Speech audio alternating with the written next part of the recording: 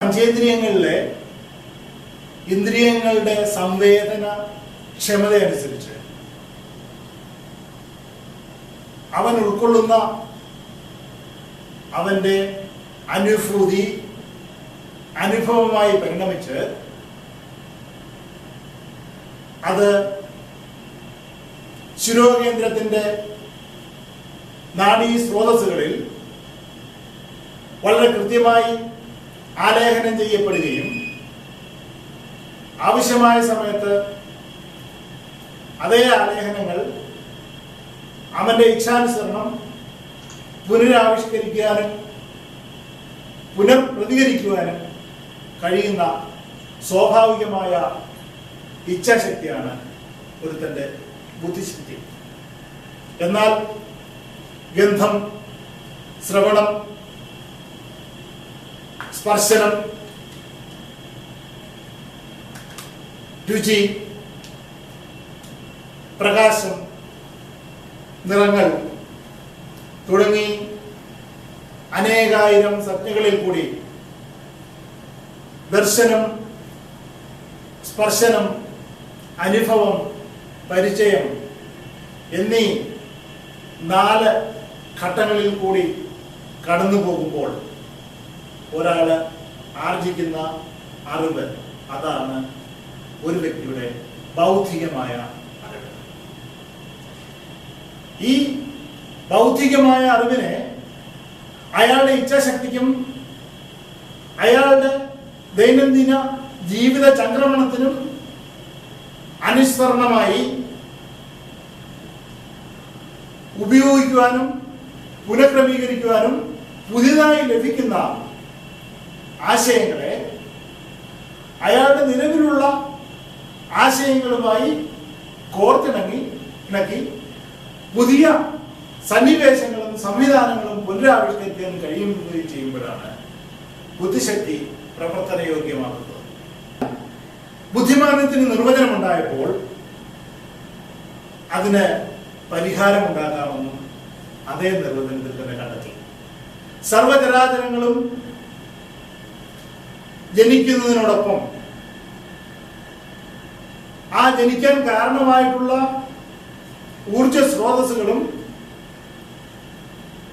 ഖര, പിണ്ഡ, പദാർത്ഥ അവസ്ഥകളും അവന്റെ എല്ലാ സുഖലോലുതയ്ക്കും ഇച്ഛാശക്തിക്കും ഭൗതിക നിർവചനങ്ങൾക്കും വിധേയമായി പ്രകൃതി സൃഷ്ടിച്ചിട്ടുണ്ട്.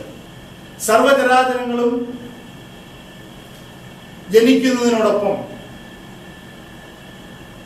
ആ ജനിക്കാൻ കാരണമായിട്ടുള്ള ഊർജ സ്രോതസ്സുകളും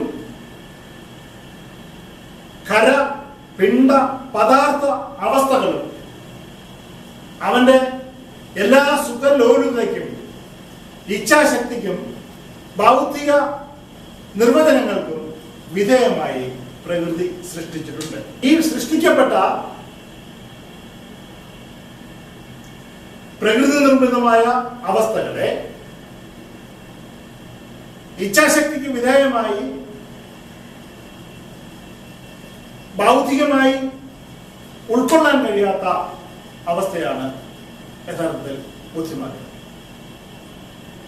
ഇതെങ്ങനെ സംഭവിക്കുന്നു എന്ന് നമ്മൾ പരിശോധിക്കുമ്പോൾ വളരെ വ്യക്തമായി മനസ്സിലാവുന്നത്, ഞാൻ ആദ്യം പറഞ്ഞതുപോലെ, ദർശനം, സ്പർശനം, അനുഭവം, പരിചയം എന്ന 4 സംജ്ഞകളിൽ കൂടി ഒരു വ്യക്തി അനുഭവിക്കുന്ന അവന്റെ അനുഭൂതി കാഴ്ചയിലൂടെയും കേൾവിയിലൂടെയും ഗന്ധത്തിലൂടെയും രുചിയിലൂടെയും സ്പർശനത്തിലൂടെയും അവന്റെ ബുദ്ധിസ്ഥിരാകേന്ദ്രത്തിൽ ഉൾക്കൊള്ളും. എന്നാൽ ബുദ്ധിമാന്യം സംഭവിക്കപ്പെട്ട ഒരാളുടെ അവസ്ഥയിൽ അവർക്ക് വികാരങ്ങൾ ഇല്ല. ഈ വൈകാരികതയുടെ ഭാഗമായിട്ടാണ് കാമക്രോധ മോഹങ്ങളും ഗതിയും ആശയസങ്കല്പങ്ങളും ഭാവനയും ഭാവനാസങ്കല്പങ്ങളും കല, സാഹിത്യം, ശാസ്ത്രം, ചരിത്രം എന്തിന് എല്ലാ അനുകൂലവും പ്രതികൂലവും മ്ലേച്ഛവും സൗന്ദര്യദായകവുമായ പ്രവർത്തനങ്ങൾക്കും പ്രതിപ്രവർത്തനങ്ങൾക്കും കാരണം അടിസ്ഥാനപരമായ ഈ വൈകാരികത അഥവാ ഇമോഷൻസ് ആണ്. ഇമോഷൻ ഇല്ലാത്ത അഥവാ ഇല്ല ഒരു വ്യക്തി പൂർണ്ണമായി ബുദ്ധിമാന്യം സംഭവിക്കപ്പെട്ടതാണ്. ഭാഗികമായ ഇമോഷൻ ഉള്ള വ്യക്തി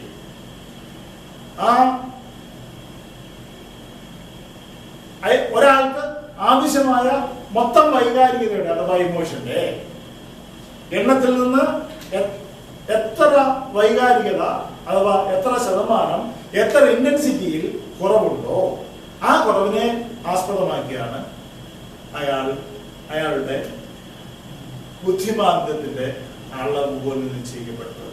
സാഹചര്യത്തിന്റെയോ ജീവിക്കുന്ന പശ്ചാത്തലത്തിന്റെയോ പ്രകൃതിയുടെയോ കാലാവസ്ഥയുടെയോ ഒക്കെ വ്യതിയാനം കൊണ്ടോ വ്യത്യാസം കൊണ്ടോ സ്വാഭാവികമായോ കൃത്രിമമായോ സംഭവിക്കുന്ന പരിണാമം കൂടി ഒരു വ്യക്തിയുടെ സ്വയസിദ്ധമായ അവസ്ഥ ആവശ്യമായ അവസ്ഥയിൽ നിന്ന് കൂടുതലാവുകയോ കുറയുകയോ ചെയ്യുന്നു. എന്നാൽ സൃഷ്ടിയുടെ ജീവശാസ്ത്രപരമായ രഹസ്യം അന്വേഷിച്ച് നമ്മൾ സഞ്ചരിക്കുമ്പോൾ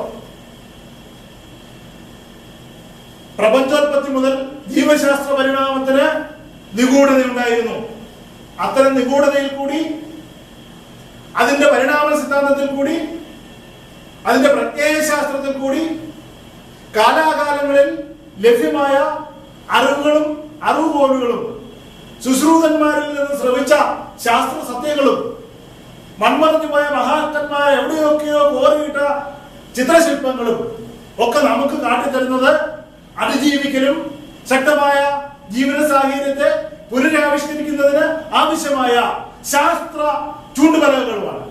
അത്തരം ചൂണ്ടുപലകകൾ നഷ്ടപ്പെട്ടിട്ടുള്ള ഈ സാഹചര്യത്തിൽ നമുക്ക് ആവശ്യം അനിവാര്യമായ സാഹചര്യത്തെ പുനരാവിഷ്കരിക്കുകയും നഷ്ടപ്പെട്ടു പോയ പൈതൃകങ്ങളുടെ ശക്തമായ പുനരാവിഷ്കാരം മനുഷ്യ സമൂഹത്തിന്റെ സമ്പൂർണ്ണ നന്മയ്ക്ക് വേണ്ടി നടപ്പാക്കുകയുമാണ്.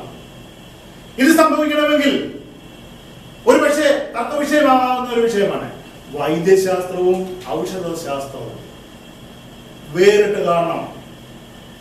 വൈദ്യശാസ്ത്രവും ആരോഗ്യശാസ്ത്രവും വേറിട്ട് കാണണം. ആരോഗ്യശാസ്ത്രം വൈദ്യശാസ്ത്രമല്ല, വൈദ്യശാസ്ത്രം ആരോഗ്യശാസ്ത്രമല്ല, ആരോഗ്യശാസ്ത്രം ഔഷധശാസ്ത്രമല്ല.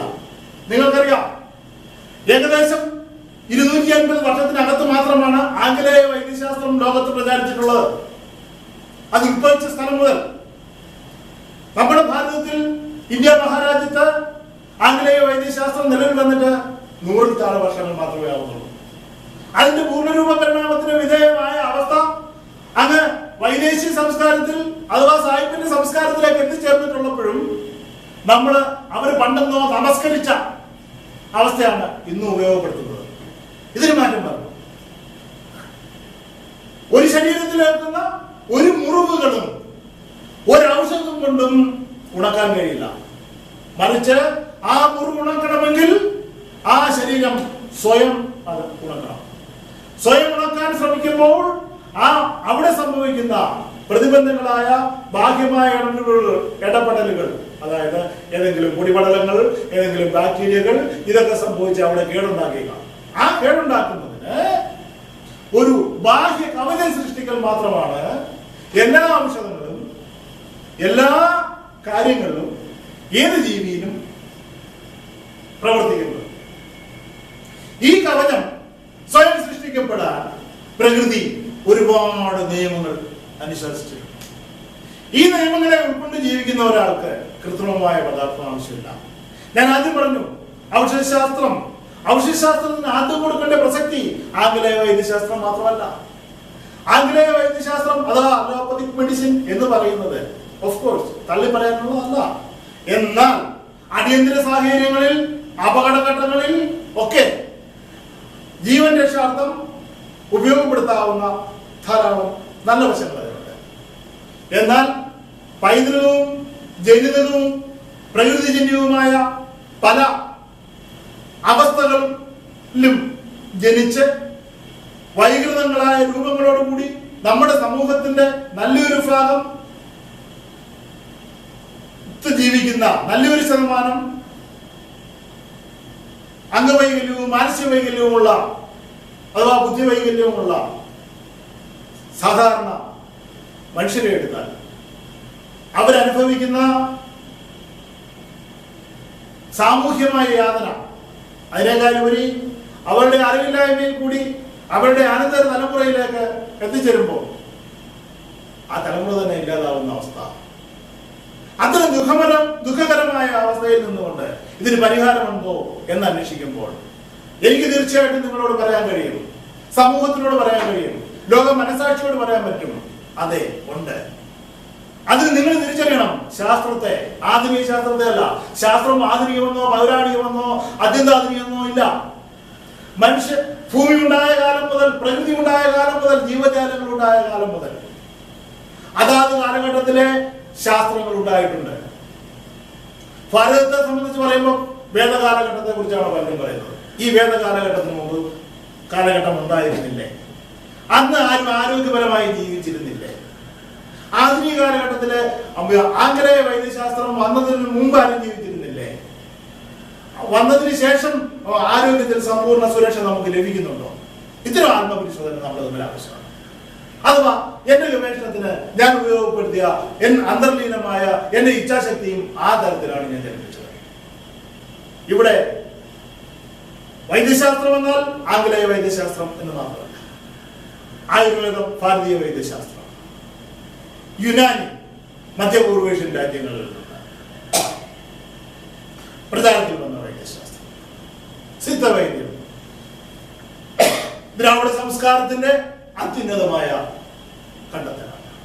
ഭൂമിയിലെ 5 ഭൂഖണ്ഡങ്ങളിലെ 180 അടുത്തുള്ള രാജ്യങ്ങളിലെ വ്യത്യസ്തമായ കാലാവസ്ഥാ വ്യതിയാനങ്ങൾക്കും ഭൂമിശാസ്ത്രപരമായ ഘടനകൾക്കും ലഭ്യമായ വസ്തുക്കൾക്കും വിധേയമായി അതാത് പ്രദേശത്തെ പ്രാദേശിക വൈദ്യശാസ്ത്രങ്ങളുണ്ട്.